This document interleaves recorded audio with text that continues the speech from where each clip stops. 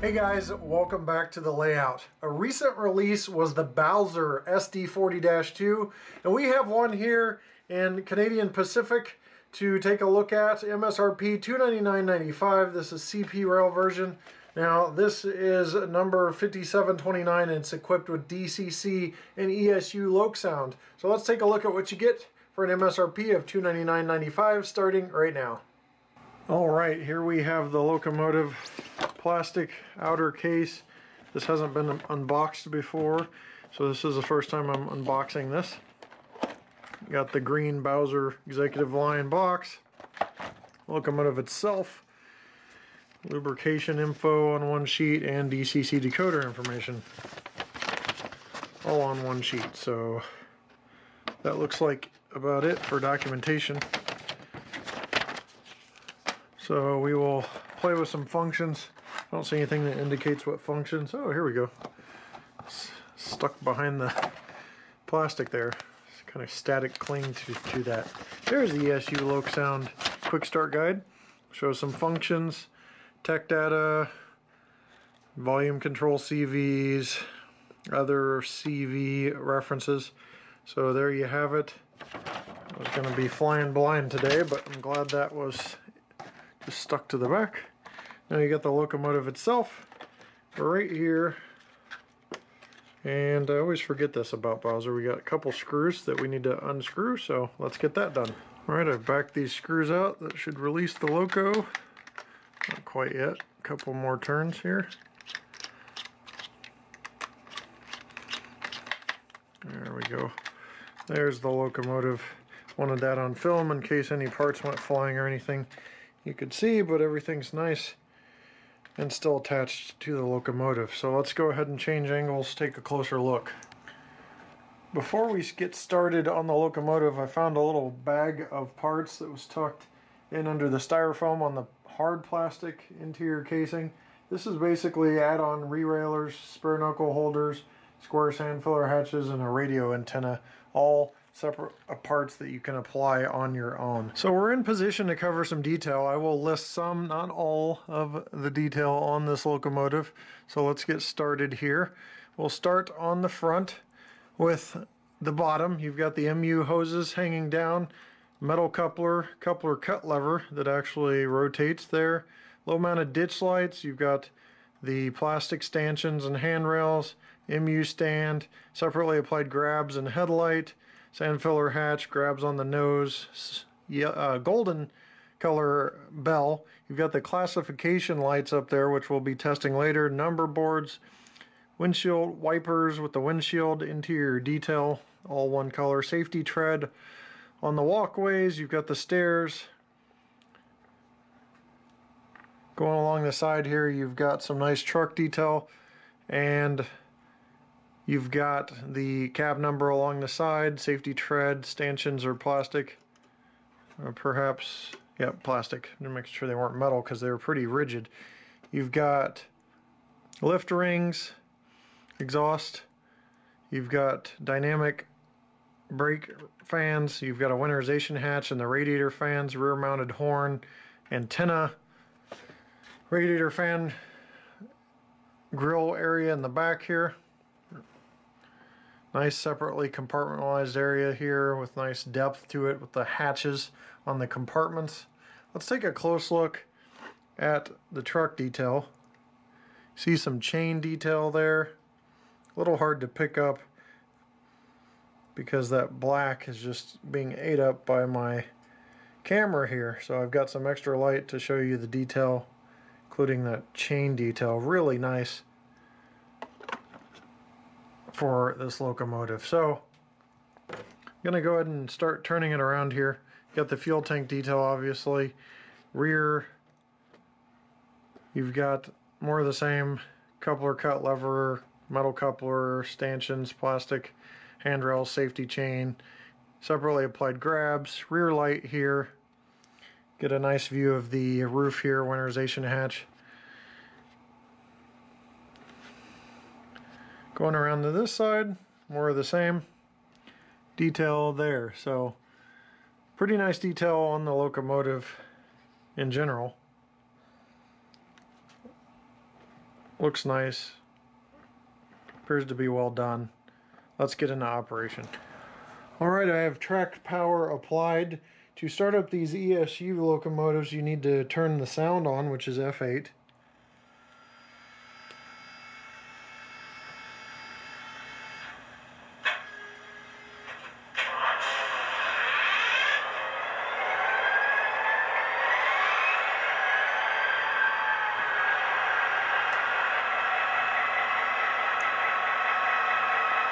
First thing we'll do is go through functions, so we'll go through the bell, F1.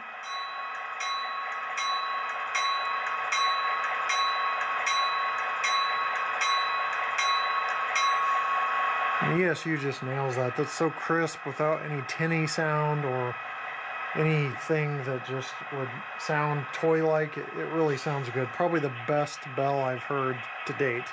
Very, very crisp. F2 is a playable horn.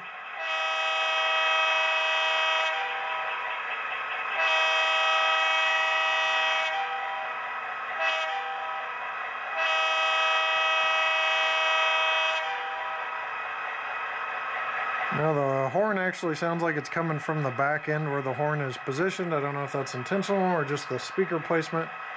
Bell kind of sounded like that too, but overall that's very, very nice. F3's coupler.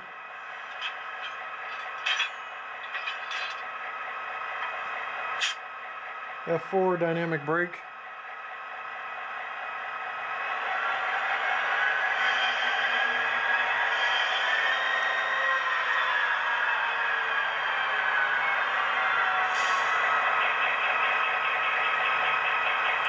Try to usually move it to trigger the dynamic brake. There's also a lot of other functions. We don't have time to cover them all. But let's listen to the manual notching up and down because a lot of people request that. So F9's manual notch up, F10 is notch down. So probably listen to just the notch up here.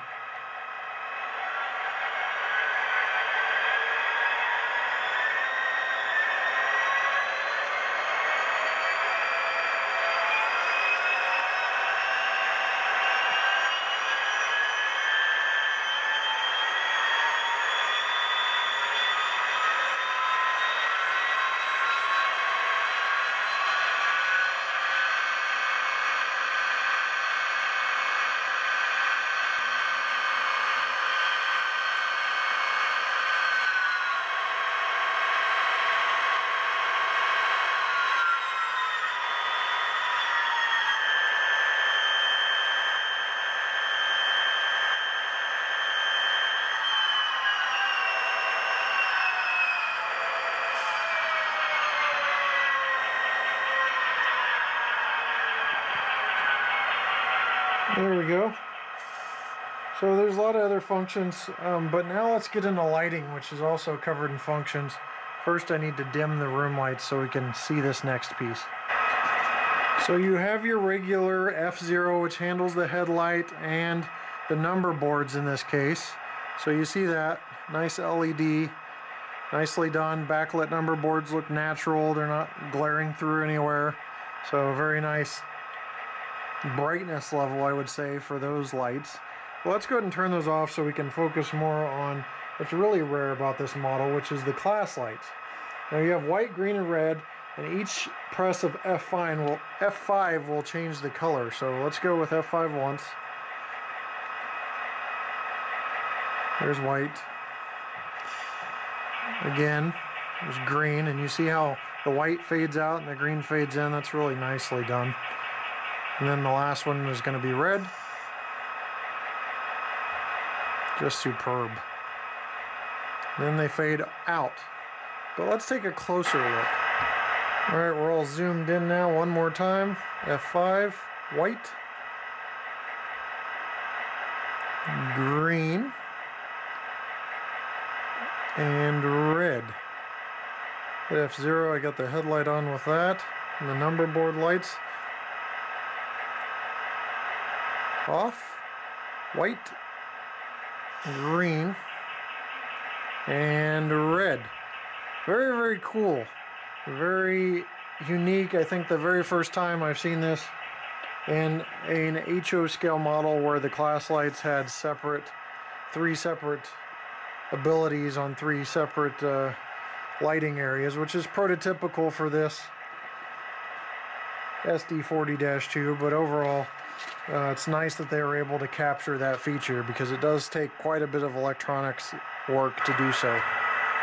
So in the essence of keeping these videos concise, I'm not going to cover all the functions, but there are a lot of functions on the decoder. Lots of things you can do: spitter, valve,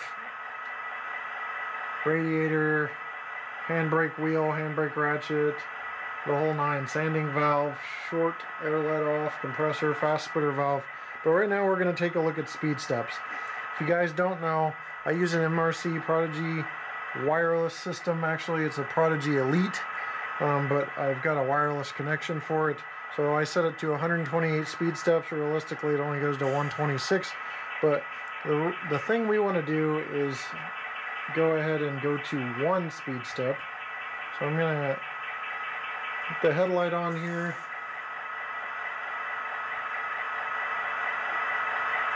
And we haven't shown the ditch lights yet, so I've got the ditch lights on, which look nice, just like the headlight, nice LED. We're going to go to 1 speed step.